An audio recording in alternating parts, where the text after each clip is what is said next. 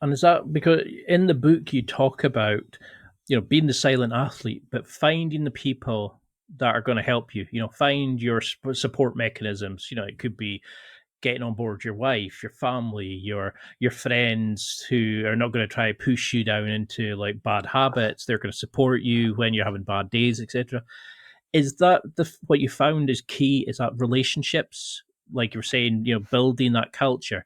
That we also need to find a culture within our own personal battlefield, our own kind of like headquarters, where we have that relationships. Is that a key to success? Do you think? Yeah, so carrying on from what I've just mentioned in regards to all the Up Achilles lads all eating together, one of the things I wanted to make abundantly clear, and I sit them all down in the first session. I'd say, listen, you are not a paratrooper yet. You are not there yet. So do not cut around camp to the other units explaining to everyone just how great you are, because you're not. Hmm. However, so what we do, because what we was doing was basically so much more than what everyone else was getting. They was getting more meals. They was getting more presentations by these bigwigs. They was getting more advice. They was getting better programming. It was incredible. And in the end, they ended up doing it for everyone. But at the start, it was just them. And I was like, I don't want you cutting around camp and showing off about what you're getting. They was getting t-shirts and socks. They was getting all new kit no one else had. And I was like, you wear that stuff on PT only, and you never talk about Up Achilles to anyone else.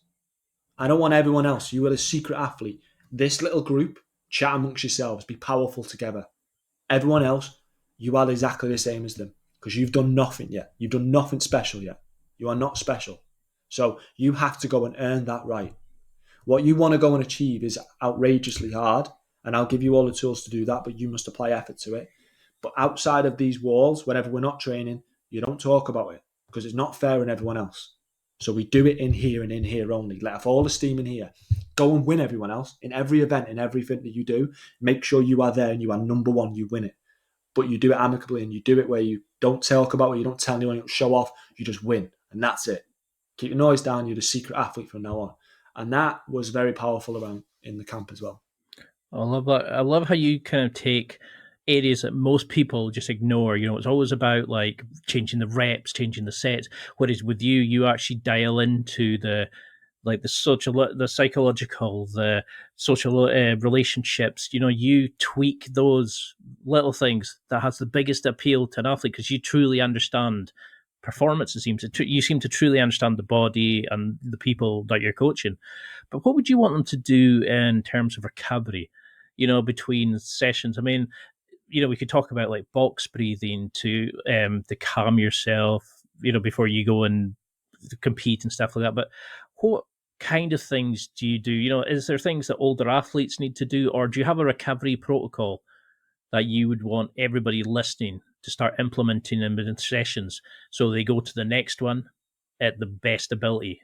Yeah. So one of the hardest things going back to organising training for people in tactical populations is that they also have their own training they must abide by. So the most difficult part is about again understanding their battlefield and understanding that what I prescribe has to be in consideration of what they're already doing. Yeah. Same with the UFC athletes, etc. What they do on the mats is the most important. Doing your sport is the most important thing. In a tactical profession, doing your job is the most important thing. I can't control that. I've got no say in that. That's through your tech coaches on the mat or in the octagon or whatever it is. I've got to prescribe mine in order to make sure that you're fresh to do that.